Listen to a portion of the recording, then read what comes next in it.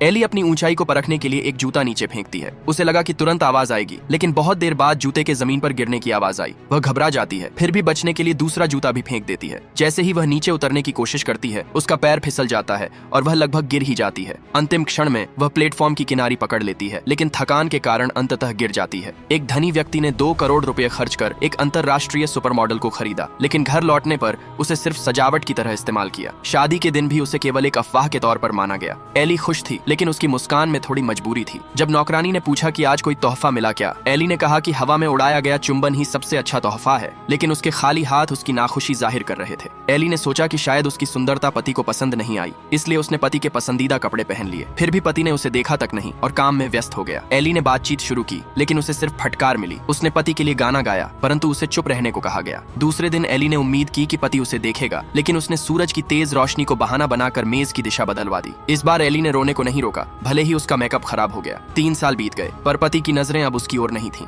Eli अपने आप को संवारती रही, प्यार की तारीफ सुनने की उम्मीद में, लेकिन बदले में केवल ठंडी बंद दरवाजों की आवाज मिली। अंततः उसने एक जूता उतारा और कहा कि हमें यहाँ से जाना चाहिए। प्लेटफॉर्म अब 3 मीटर का नहीं, बल्कि खतरनाक गहरा खाई जैसा लग रहा था। उसने जूते फेंके, आवाज का इंतजार किया और फिर हिम्मत करके हाथ छोड़ दिए। एली ने महसूस किया कि वह प्लेटफॉर्म से उतर चुकी है। 3 साल की लंबी दूरी ने उसे चलना भी भूलवा दिया था, पर कठिन अभ्यास के बाद वह फिर से अपने शरीर पर नियंत्रण पाने